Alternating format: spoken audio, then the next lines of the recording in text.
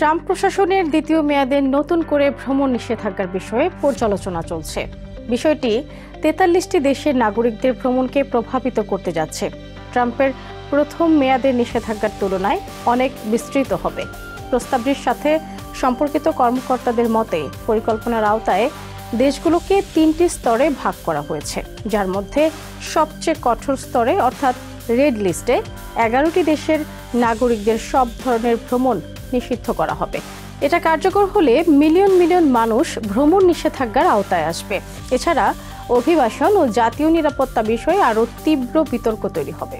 New York Times এ সংক্রান্ত report প্রকাশ করেছে। Red লিস্টে ১১টি দেশ।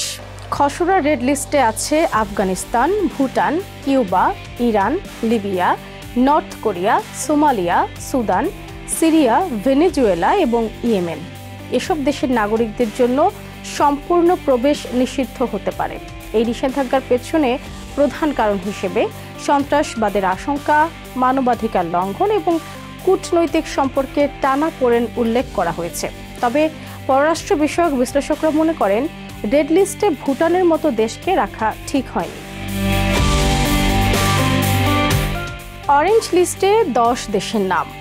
অরেঞ্জ লিস্টে রাখা হয়েছে এমন দেশগুলোর নাগরিকদের ওপর কঠোর ভিসা বিধিনিষেধ আরোপ করা হতে পারে।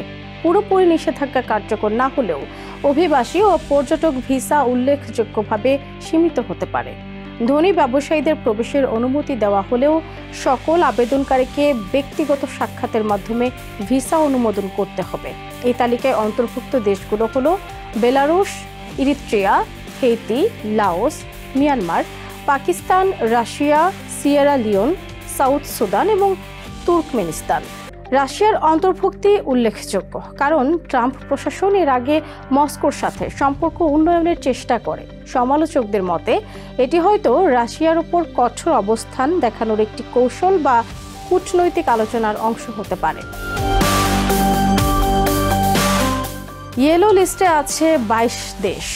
ইয়েলো লিস্টে রাখা হয়েছে ২২টি দেশকে। এসব দেশকে আগামী ৬০ দিনের মধ্যে নিরাপত্তা ও তথ্য আদান প্রদান সংক্রান্ত সমস্যা দূর করতে বলা হয়েছে। এসব দেশের মধ্যে রয়েছে Angola, Antigua and Barbuda, Benin, Burkina Faso, Cambodia, Cameroon, Cape Verde, Chad, Congo, Democratic Republic of Congo, Dominica, Equatorial Guinea, Gambia, Liberia, Malawi, Mali, Mauritania, Saint Kitts and Nevis, Saint Lucia, Sao Tome ও Principe, Vanuatu এবং Zimbabwe. দেশগুলো শর্ত পূরণে ব্যর্থ হলে তাদের visa নীতিতে কড়াকড়ি আরোপ করা হতে পারে। অভ্যন্তরীণ বিতর্ক। এই খসড়া তালিকা প্রথমে স্টেট ডিপার্টমেন্ট প্রস্তুত করেছিল এবং বর্তমানে বিভিন্ন সংস্থা, গোয়েন্দা ও নিরাপত্তা বিভাগে পর্যালোচনা করা হচ্ছে। দূতাবাসের কর্মকর্তারা এই তালিকা নিয়ে প্রশ্ন তুলছেন এবং সম্ভাব্য কূটনৈতিক প্রতিক্রিয়া নিয়ে চিন্তা করছেন। কয়েকজন বিশেষজ্ঞ মনে করেন ভুটানের মতো দেশকে রেড লিস্টে রাখা উচিত না।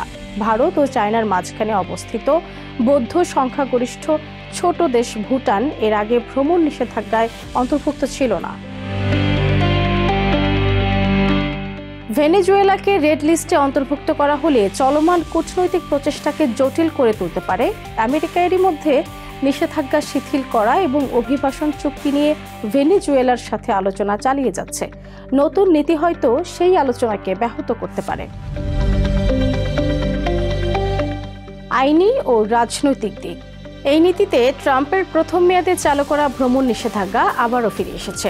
বিষয়টি একাধিক আইনি চ্যালেঞ্জের সম্মুখীন হয়েছিল। পরবর্তীতে সুপ্রিম কোর্টে সংশোধিত রূপে অনুমোদন পায়। সমালোচকরা বলছেন নিষেধাজ্ঞায় পড়তে যাওয়া দেশগুলোর বেশিরভাগই মুসলিম সংখ্যাগরিষ্ঠ, অশ্বেতাঙ্গ বা অর্থনৈতিকভাবে দুর্বল। আমেরিকান সিভিল লিবার্টিজ ইউনিয়ন এবং বিভিন্ন অধিকার সংগঠন এরই মধ্যে এই নীতির বিরুদ্ধে আইনি লড়াইয়ের প্রস্তুতি নিচ্ছে।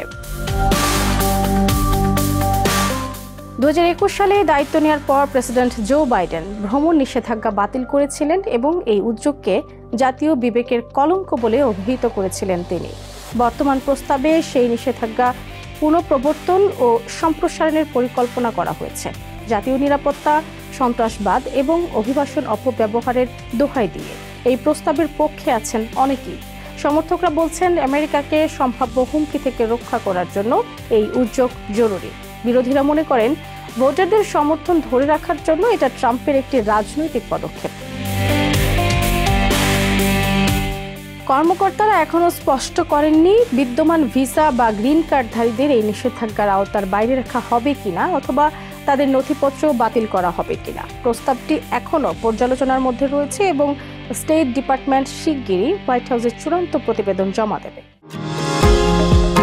নিউ ইয়র্ক থেকে সম্প্রচারিত TVN 24 টেলিভিশন বিশ্বজুড়ে বাঙালির কণ্ঠস্বর।